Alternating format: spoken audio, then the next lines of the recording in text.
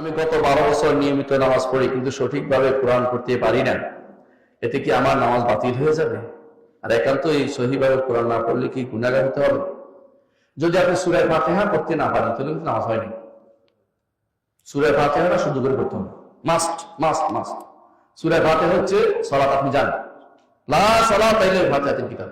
হ্যাঁ, যে সময়টা কেউ হয়তো সময় পাচ্ছে না, একটা হাদিস আছে রাসূলুল্লাহ, এক ব্যক্তি ঈমান আনছে, সময় পায়, রাসূল বলছে সুবহানাল্লাহ আলহামদুলিল্লাহ পড়ে দিতে, এগুলো ওই কিছু সময়ের জন্য হবে, কিছু সময়ের জন্য।